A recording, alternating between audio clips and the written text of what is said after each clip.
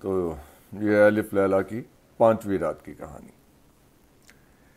جب 5ویں رات ہوئی تو شہرزاد کی بہن نے کہا کہ اگر تجھے نیند نہ آتی ہو تو اپنی کہانی کہہ ڈال۔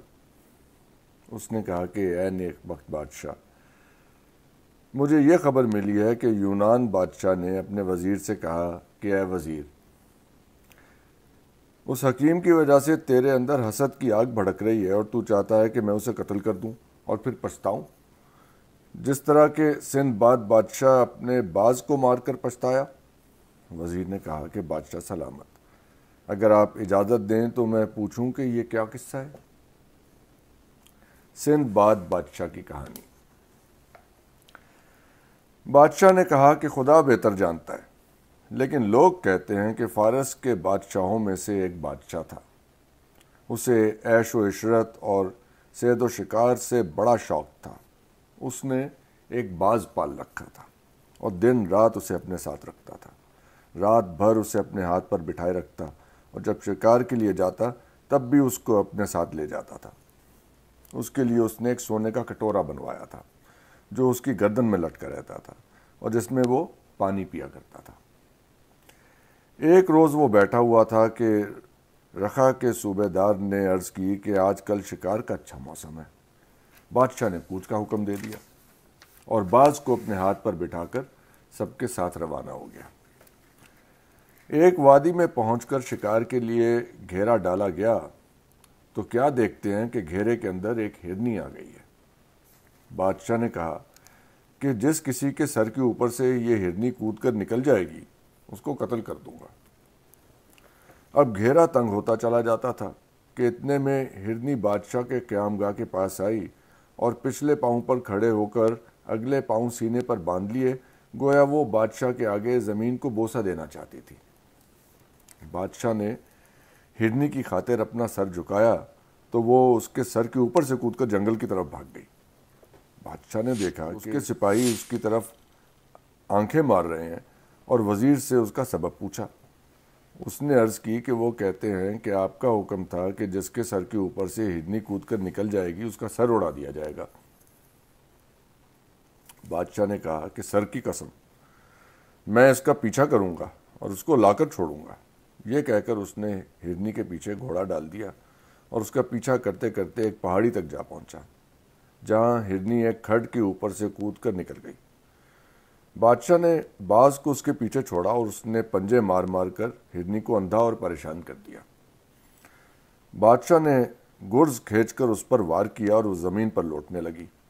بادشاہ گھوڑے سے اتر پڑا اور اسے ذبح کیا اور اس کی کھال کھینچی اور اپنے گھوڑے کی کاٹی سے لٹکا لیا۔ اتنے میں تیسرے پہر کے سونے کا وقت ہو گیا۔ جنگل بیابان تھا جس میں پانی کا نام و نشان نہ تھا۔ بادشاہ کو پیاس لگی اور گھوڑا بھی پیاسا تھا۔ بادشاہ نے ادھر ادھر چکر لگایا تو دیکھا ایک درخت سے پانی مثل مکھن کے ٹپک رہا تھا۔ بادشاہ کے ہاتھوں میں چمڑے کے دستانے تھے۔ اس نے باز کی گردن سے کٹورا اتارا اور اس میں وہی پانی بھر کر اپنے سامنے رکھ لیا۔ باز نے پر مار کر کٹورا الٹ دیا۔ پھر اس نے دوسری بار کٹورا لیا اور اس میں ان قطروں کو ٹپکنے دیا یہاں تک کہ وہ پھر بھر گیا۔ بادشاہ نے خیال کیا کہ باز پیاسا ہوگا، اس لیے وہ پانی اس کے سامنے کر دیا۔ باز نے پھر پر مار کر الٹ دیا۔ بادشاہ کو باز پر بہت غصہ آیا اور پھر اٹھا اور پانی بھر کے گھوڑے کے آگے بڑھایا۔ باز نے پھر بازو مار کر پانی گرا دیا۔ بادشاہ نے کہا کہ اے منحوس چڑیا، خدا تجھ سے سمجھے، نہ تو نے مجھے پانی پینے دیا اور نہ گھوڑے کو اور نہ خود پیا۔ یہ کہہ کر اس نے باز پر تلوار کا ایک ہاتھ مارا کہ اس کے دونوں بازو کٹ کر گر گئے۔ باز نے اپنا سر اوپر کی طرف اٹھایا، گویا یہ اشارہ کیا کہ دیکھ اوپر کیا ہے۔ بادشاہ نے نظر اوپر اٹھائی تو کیا دیکھتا ہے کہ درخت کے اوپر کالے سانپ کے بچے ہیں اور یہ پانی انہی کا زہر۔ بادشاہ باز کے بازو کٹنے پر بہت پچھتایا اور اٹھ کھڑا ہوا اور ہرنی کو لے کر چل دیا۔ خیمہ گاہ میں پہنچ کر اس نے ہرنی اپنے باورچی کو دی کہ اسے لے جا کر تل لا۔ بادشاہ کرسی پر بیٹھا ہوا تھا اور باز اس کے ہاتھ پر۔ باز نے ایک ہچکی لی اور دم توڑ دیا۔ بادشاہ رنج اور افسوس کے مارے چلانے لگا کہ ہائے، جس باز نے میری جان بچائی ہے میں نے اسے خود مار ڈالا۔ یہ ہے سندھ باد بادشاہ کی کہانی۔ جب وزیر نے یونان بادشاہ سے یہ سنا تو کہنے لگا کہ جہاں پناہ، جو کچھ اس نے کیا مجبوری کی وجہ سے کیا، اور میں اس میں کوئی برائی نہیں پاتا، اور جو کچھ میں کر رہا ہوں وہ محض آپ کی محبت کی وجہ سے ہے، تاکہ آپ کو صحیح واقعہ معلوم ہو جائے، ورنہ آپ بھی یوں ہی تباہ ہو جائیں گے جس طرح وہ وزیر ہوا جس نے شہزادے کے ساتھ دغا بازی کی تھی۔ یونان بادشاہ نے پوچھا کہ وہ کس طرح؟ دغا باز وزیر کی کہانی۔ وزیر نے کہا کہ جہاں پناہ سنیے، ایک بادشاہ تھا، اس کا ایک وزیر تھا اور ایک شہزادہ۔ شہزادے کو صید و شکار کا بڑا شوق تھا، اور اس کے باپ کا وزیر ہر وقت اس کے ساتھ رہتا، کیونکہ بادشاہ کا حکم تھا کہ جہاں کہیں بھی شہزادہ جائے وہ اس کا ساتھ نہ چھوڑے۔ ایک دن کا واقعہ ہے کہ شہزادہ شکار کے لیے نکلا اور وزیر اس کے ہمراہ تھا۔ راہ میں انہیں ایک بڑا جنگلی جانور دکھائی دیا۔ وزیر نے کہا کہ لیجئے، وہ جنگلی جانور ہے، اسے ماریے۔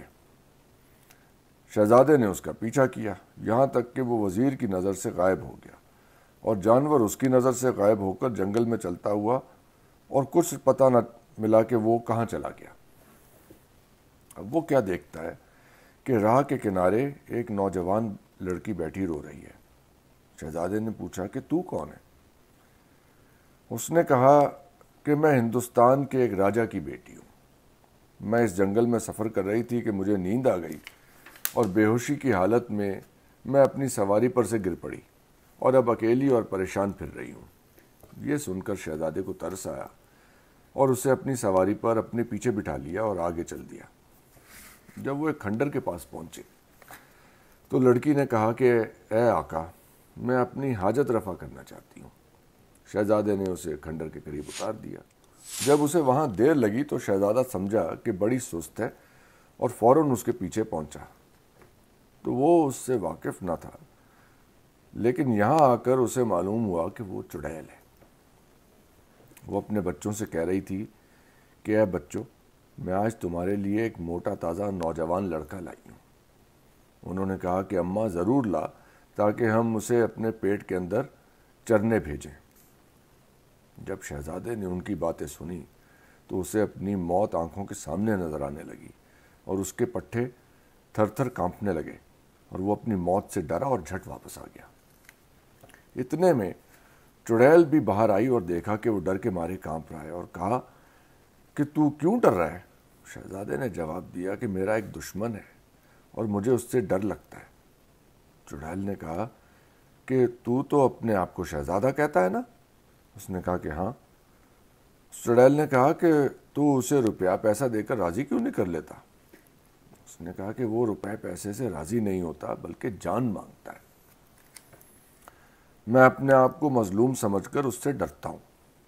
اس نے کہا کہ اگر اپنے آپ کو مظلوم سمجھتا ہے تو خدا سے مدد مانگ کہ وہ تجھے مخدوش دشمن کے شر سے بچائے۔ شہزادے نے اپنا سارا آسمان کی طرف اٹھایا اور دعا مانگنے لگا کہ خداوند، جو پریشان حالوں کی دعا قبول کرتا ہے اور برائیوں کو دور کرتا ہے، اے میرے مولا، مجھے دشمن پر فتح دے اور اس سے میرا پیچھا چھڑا، تو جو چاہے کر سکتا ہے۔ جب چڑیل نے اس کی دعا سنی تو وہ چلتی ہوئی۔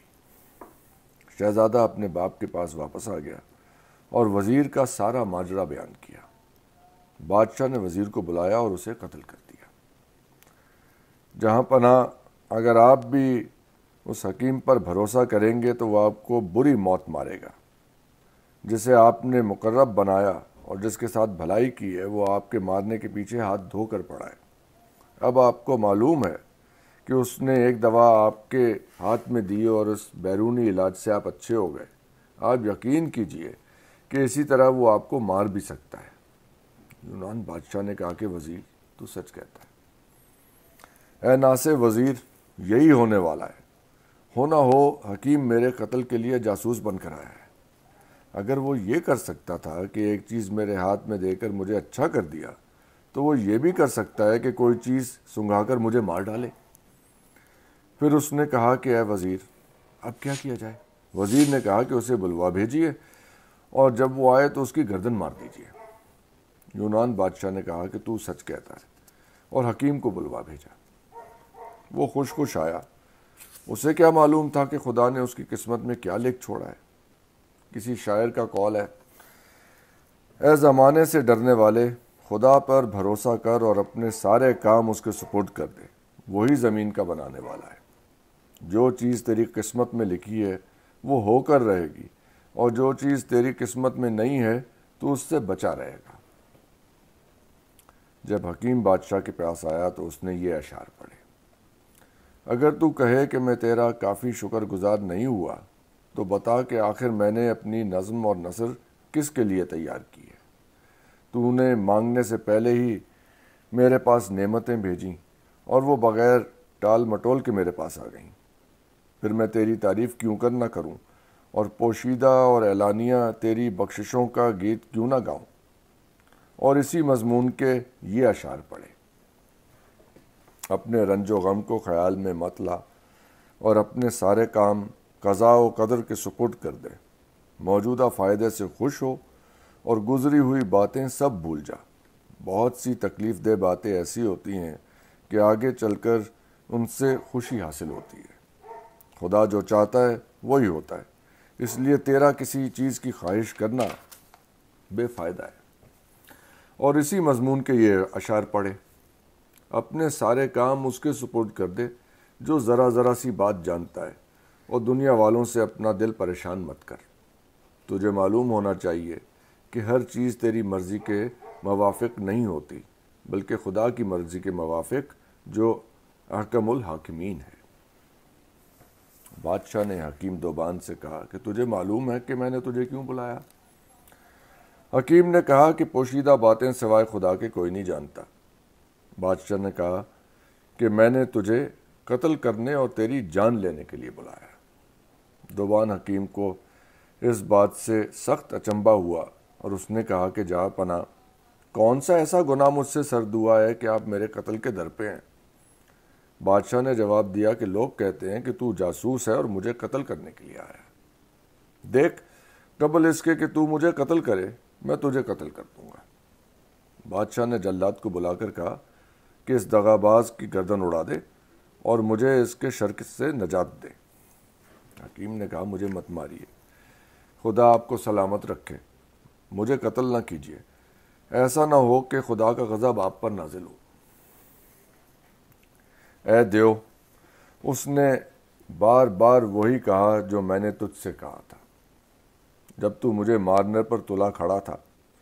یونان بادشاہ نے دوبان حکیم سے کہا کہ جب تک میں تجھے قتل نہ کر ڈالوں اس وقت تک مجھے اپنی جان کی طرف سے اطمینان نہیں۔ مجھے تو نے ایسی دوا دی کہ اس کو ہاتھ میں لیتے ہی میں اچھا ہو گیا۔ مجھے ڈر ہے کہ مجھے کوئی دوا سنگھا کر تو مجھے مار ڈالے گا۔ حکیم نے کہا کہ جہاں پناہ، میری نیکی کا یہی بدلہ ہے۔ بادشاہ نے کہا کہ سوائے اس کے اور کوئی چارہ نہیں کہ میں تجھے فوراً مار ڈالوں۔ جب حکیم کو اپنے مرنے کا یقین ہو گیا تو وہ رونے اور اس بات پر افسوس کرنے لگا کہ اس نے نااہل کے ساتھ بھلائی کی۔ جلاد آیا اور اس نے اس کی آنکھوں پر پٹی باندھی اور اپنی تلوار میان سے نکالی اور بادشاہ سے اجازت چاہی۔ حکیم رو رو کر بادشاہ سے کہہ رہا تھا کہ مجھے نہ ماریے، خدا آپ کو سلامت رکھے۔ حکیم نے بادشاہ سے کہا کہ یہ میرا بدلہ تو وہی مگر مچھ کا بدلہ ہے۔ بادشاہ نے کہا کہ مگر مچھ کا کیا قصہ ہے؟ حکیم نے کہا کہ اس حالت میں میرے لیے بیان کرنا ممکن نہیں، خدا کے لیے آپ مجھے نہ ماریے، خدا آپ کو سلامت رکھے۔ یہ کہہ کر حکیم زار و زار رونے لگا۔ بادشاہ کا ایک مقرب اٹھا اور کہنے لگا کہ جہاں پناہ، آپ اس کا خون مجھے بخش دیجیے۔ ہم نے اسے آپ کے ساتھ کوئی برائی کرتے نہیں پایا اور اس کے سوا کچھ نہیں دیکھا کہ اس نے آپ کو ایسی بیماری سے اچھا کیا ہے جس سے تمام حکیم نا امید ہو چکے تھے۔ بادشاہ نے کہا کہ تم لوگ نہیں جانتے کہ میں اس حکیم کو کیوں قتل کرنا چاہتا ہوں۔ وجہ یہ ہے کہ اگر میں اسے زندہ چھوڑ دوں گا تو میری جان جائے گی، جس نے میرے ہاتھ میں دوا دے کر اچھا کر دیا ہے وہ یہ بھی کر سکتا ہے کہ کوئی دوا سنگھا کر مجھے مار ڈالے۔ میں جانتا ہوں کہ وہ مجھے ضرور مار ڈالے گا اور اس کے بدلے رشوت لے گا۔ وہ جاسوس ہے اور محض مجھے قتل کرنے کے لیے بھیجا گیا ہے۔ اب سوائے اس کے اور کوئی چارہ نہیں کہ میں اسے قتل کر ڈالوں اور خود اطمینان سے رہوں۔ حکیم نے کہا کہ مجھے نہ ماریے، خدا آپ کو سلامت رکھے، مجھے قتل نہ کیجیے، کہیں خدا اپنا غضب آپ پر نازل نہ کرے۔ اے دیو، جب حکیم کو یقین ہو گیا کہ بادشاہ اسے بے قتل کیے نہ چھوڑے گا تو اس نے کہا کہ بادشاہ سلامت، اگر آپ مارنا ہی چاہتے ہیں تو اتنی مہلت دیجیے کہ میں گھر جا کر اپنے گھر والوں اور پڑوسیوں کو اپنی تجہیز و تکفین کے متعلق انتظام کراؤں اور اپنے قرضے اتاراؤں اور طب کی کتابیں لوگوں کی سپرد کراؤں۔ میرے پاس ایک خاص کتاب ہے، وہ میں آپ کے کتب خانے کی نظر کروں گا۔ بادشاہ نے پوچھا اس کتاب میں کیا ہے؟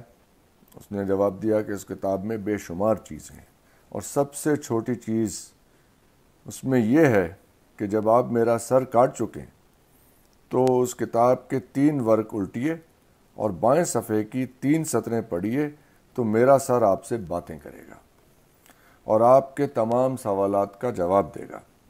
بادشاہ کو اس پر بڑا چنبا ہوا اور وہ خوشی کے مارے پھڑک گیا۔ وہ کہنے لگا کہ اے حکیم، جب میں تیرا سر کاٹ ڈالوں گا تو کیا تو مجھ سے باتیں کرے گا؟ اس نے کہا جی ہاں۔ بادشاہ نے کہا یہ بڑی نرالی بات ہے۔ پھر بادشاہ نے پہرے کے ساتھ اسے روانہ کیا۔ حکیم گھر پہنچ کر اس روز اپنی تمام ضروریات چکانے میں مشغول رہا، اور دوسرے روز وہ دربار میں آیا اور تمام امراء اور وزراء اور خدام اور نواب اور رؤساء سب حاضر ہوئے اور ان سے دربار گلزار ہو گیا۔ جب حکیم بادشاہ کے سامنے پہرے کے ساتھ کھڑا ہوا تو اس کے ہاتھ میں ایک پرانی کتاب تھی اور ایک سرمہ دانی جس کے اندر معطر صفوف تھا۔ وہ بیٹھ گیا اور کہا کہ ایک سینی لاؤ۔ جب سینی آئی تو اس نے وہ صفوف اس میں ڈال کر پھیلا دیا اور کہنے لگا جہاں پناہ یہ کتاب لیجئے، اور جب آپ میرا سر کاٹ چکے ہیں تو اسے کھولیے اور میرے سر کو اس سینی میں رکھ کر صفوف پر خوب دبائیے، ایسا کرنے سے خون بند ہو جائے گا، پھر کتاب کھولیے۔ بادشاہ نے اس کے سر کے اڑا دینے کا حکم دیا اور اس کے ہاتھ سے کتاب لے لی۔ جلاد نے اٹھ کر اس کا سر اڑا دیا اور اسے سینے کے بیچ میں رکھ کر صفوف کے اوپر خوب دبایا، یہاں تک کہ خون بند ہو گیا۔ اب حکیم دوبان نے آنکھیں کھول دیں اور کہا کہ جہاں پناہ اب کتاب کھولیے۔ بادشاہ نے دیکھا کہ اس کے ورق چپکے ہوئے ہیں، اس لیے اس نے اپنی انگلیوں میں تھوک لگایا اور ایک ورق کھولا، پھر دوسرا، پھر تیسرا۔ ہر ورق بڑی مشکل سے کھلتا تھا۔ بادشاہ نے 6 ورق کھولے اور دیکھا کہ اس میں کوئی نوشتہ نہیں۔